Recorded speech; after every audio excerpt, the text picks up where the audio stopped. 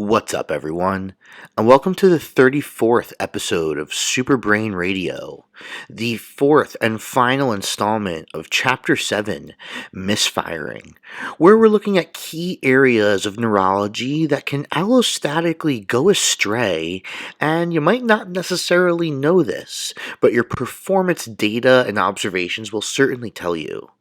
And just as a quick reminder for everyone, allostasis encompasses things that will not acutely kill you.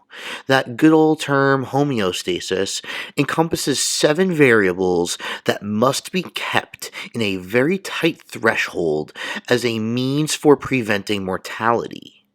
Allostasis is essentially everything else.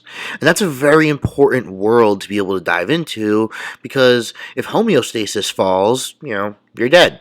So you don't need to put much conscious effort into that. That's taken care of for us.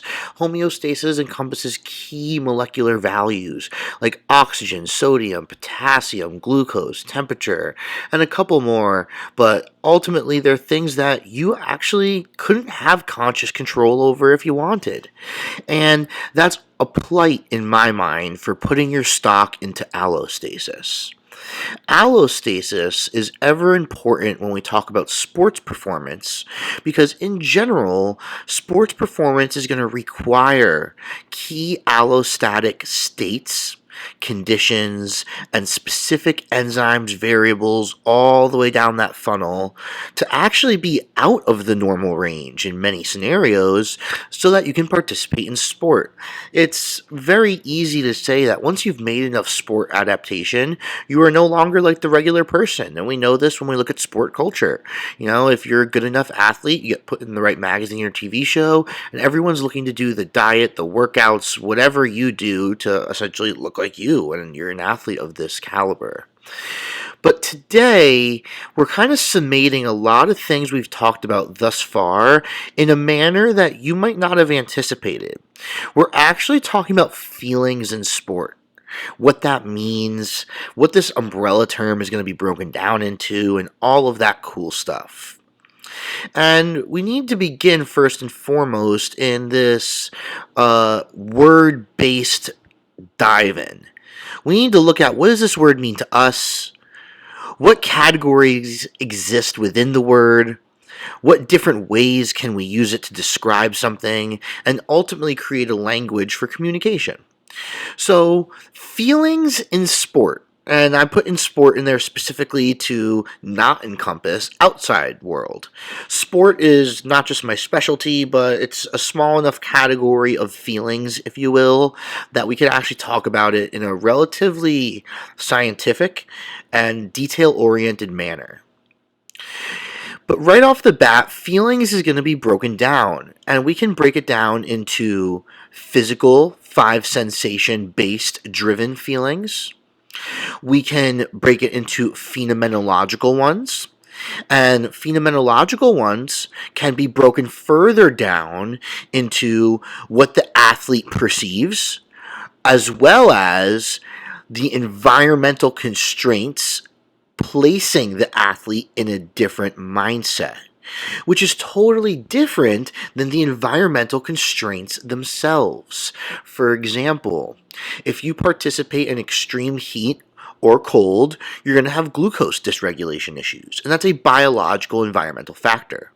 However, the hot or cold or the associated feelings of previous memories, perhaps, participating in extreme hot or cold, may place the athlete in a phenomenological place that allows them to enter flow state easier or not as easy, and ultimately thwarting their performance. But regardless, there's a marked difference there that you need to be aware of. So feelings is really going to be several different perspectives we can look at. And we're going to start to define each and spend more time on one or two than the others, but the physical 5 senses ones are almost something I might have spoken about, or it feels like I speak about it all the time, but we're looking at afferent-efferent signaling, so this two-way street between the brain, spinal cord, and the muscles, and the world around us, the muscles, the spinal cord, the brain, in that respective order. So that's what I mean by a two-way street. This is where the five senses exist. This is where, I feel the knurling in my hands, or the grip on my thumbs, or I feel my feet gripping the uneven earth, or I feel my shoes platforming into the grass and I can tell what type of grass it is. Whatever it is for you and whatever sport you participate in, that's what these five senses are. And in my mind, as a tool in our toolbox, the five senses are meant to drive mindfulness, meaning they are also meant to counteract and act as a shield against thoughts that you may not want to identify with. And amidst that, flow state inhibition is typically associated with brain white noise, they call it in the science and literature. And what that means is the excess electricity flowing from the spinal cord to the brain and vice versa that is allowing you to be this better than normal individual is turning on its neighbors' houses, different cortical areas, rather than succinctly funneling all of the electricity into the key cortical area, which in sports is usually your motor cortex. This is where mindfulness and the five senses come into play. If you notice you get the yips, or your hands shake, or all of a sudden you feel so confident and like such a badass, but when you get in the scenario you turn into a little kid, all of these things can be thwarted through the five senses and afferent efferent signaling. When we talk about feelings as a phenomenological practice, things can get tricky. Because as we've learned and was rightly identified through PRI, the Postural Restoration Institute, probably 10 years ago now, was that if we change bony landmarks that are associated with an emotional sensation, we will decrease sports performance, even if it's a more advantageous anatomical leverage you've given the athlete. And that's what really brought my attention to the phenomenology of feelings in sports.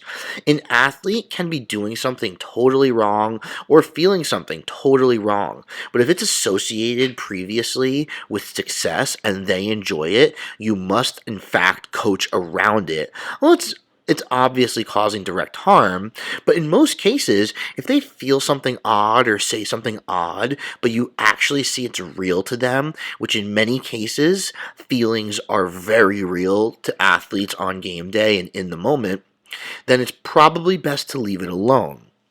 The same way, if things are going astray and everything's out of whack, this is what you should look to first, is refining that phenomenological association the athlete has with success and happiness and enjoyment and sport participation, and watch how that changes your biological markers. I've seen this happen many, many times. I've even felt it in myself.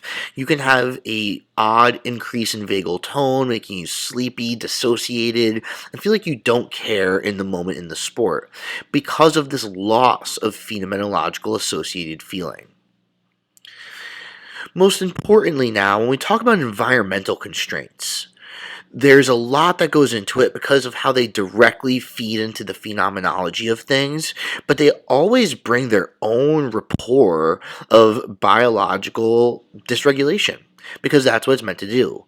Wind can impact the skin's temperature and perception of things. If there's enough wind, it can definitely throw your center of gravity off, especially if you play a ball and stick sport. There are so many variables from the hot, the cold, the humidity, what grass you play on. This is something you'll hear football players and golfers talk about extensively because these are sports that spend so much time and create so much fine motor recruitment at the professional level from a foot to ground contact scenario. It's impossible for them to not notice these things. I've even noticed it in the elite top couple of percent for powerlifting athletes as well.